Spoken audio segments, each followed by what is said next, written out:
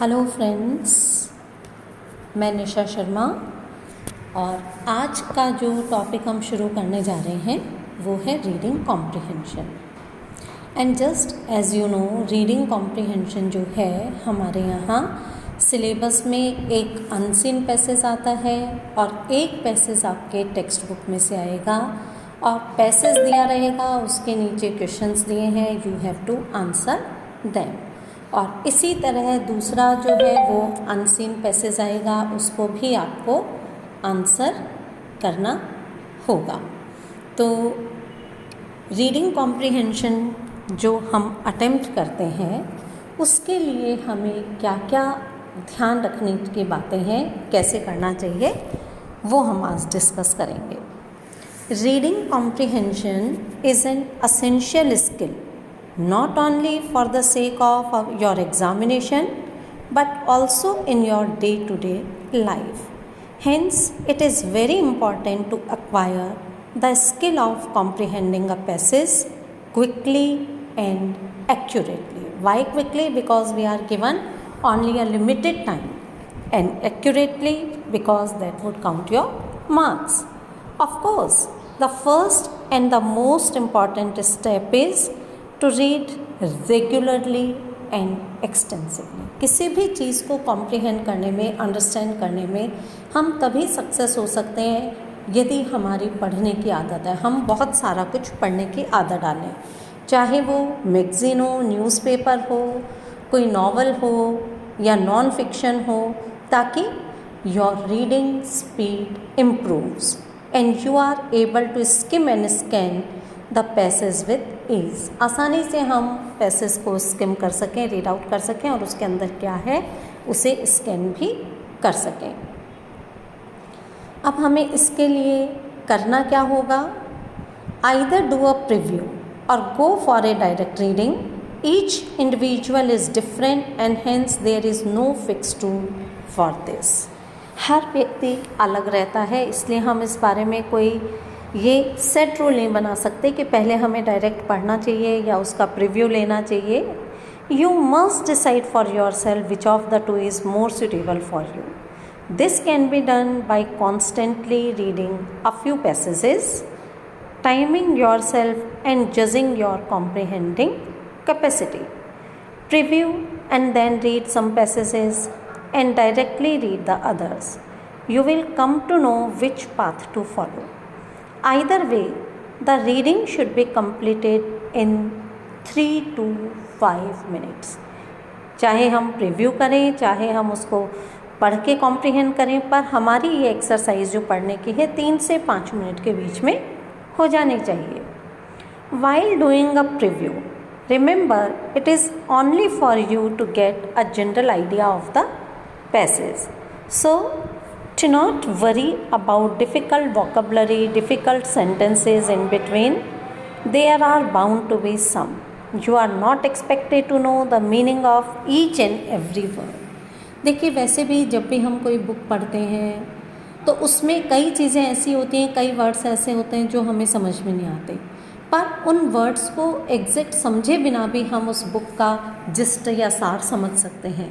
Same is with paragraph writing के समय भी हमें, जब हम पैराग्राफ को प्रीव्यू करते हैं या रीड आउट करते हैं तो हमें उसका एक जनरल आइडिया हो जाना चाहिए और इसमें हमें परेशान नहीं होना चाहिए यदि डिफ़िकल्ट वर्ड्स वगैरह कुछ आते हैं, कोई वोकेबलरी आती है, क्योंकि ज़रूरी नहीं है हमें हर शब्द का अर्थ पता हो, पर हमें जनरल मीनिंग उस पैराग्राफ का आना चाहिए। Next, you take a peek at the questions, at least the first few, since you may read more actively if you have a faint idea about the question. The question will be at the back of your mind and you can glean out the information that you need more effectively. एक सरसरी निगाह से हमें questions को देख लेना चाहिए ताकि जब हम उसको पैसेज को रीड आउट करेंगे तो हमें ये एक आइडिया रहेगा, क्वेश्चन हमारे माइंड में रहेंगे और हम उनको आंसर्स को भी लोकेट कर पाएंगे। Now, read the passage carefully and with concentration. At the same time, you should know to skip the unnecessary words like articles and preposition and scan for the relevant information. Develop the art of skimming and scanning. जो unnecessary words हैं, conjunctive वगैरह, उन सबको हमें ध्यान नहीं देना, articles हैं, मॉडिफायर्स हैं, इन सबको, और मेन इन्फॉर्मेशन को हमें ध्यान देना है.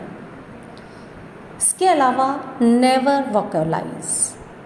Move, vocalise means move your lips while reading और even talk to yourself in your mind. Both these will only slow down your reading speed. अगर हम होंठ हिलाकर पढ़ेंगे या अपने आप से बात करेंगे तो हमारी पढ़ने की स्पीड स्लो हो जाएगी. There should be contact only between your eyes and your brain. Do not allow your mind to wander. दिमाग इधर उधर नहीं भटके, केवल आँखें और दिमाग हमारे टेक्स्ट पर ही केंद्रित हों. Do not keep reading and re reading the same sentences. यदि कोई सेंटेंस समझ में नहीं आ रहा है तो हमें बार बार उसी को नहीं पढ़ना चाहिए. This habit of regression will only double your reading time. अगर बार बार उसी को पढ़ेंगे तो हमारा रीडिंग टाइम डबल हो जाएगा. Go on to the next line. There might be a connection to the earlier one and the meaning would become clear. The same allows to difficult words or phrases. हम अगली line पढ़ें, अगला कोई शब्द पढ़ें, तो अगर कोई डिफ़िकल्ट लाइन या वर्ड है तो हो सकता है उसका कनेक्शन कोई नेक्स्ट लाइन में मिल जाए और उससे हमें समझ में आ जाए. When answering a factual question, read both the sentence providing the data and several lines before it carefully.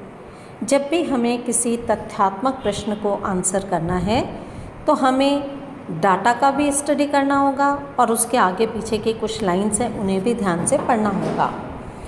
When a factual question directs you to look at a particular line of text for information, chances are that it is a deceptive one. और कई बार ये भी रहता है कि हमारे IQ level check करने के लिए हमें इस तरह के मिसगाइड भी किया जाता है, डिसेप्टिव इन्फॉर्मेशन भी दी जाती है. So beware of this flaw and read 2 or 3 sentences before the actual line to enable you to get the proper picture for interpreting the data. Data को हम सही ढंग से समझ सकें, अंडरस्टैंड कर सकें, तो उसके लिए हमें सेंटेंसेस एक्चुअल लाइन से 2-3 सेंटेंसेस पहले और बाद के भी पढ़ने चाहिए. Don't be fooled bye those sentences that just add spice to the passage without actually contributing to the real value. और कई sentences comprehension में इस तरह के दिए रहते हैं पैसेज में जो कि केवल मसाले का कार्य करते हैं और उनका रियल इन्फॉर्मेशन से कुछ लेना देना नहीं होता.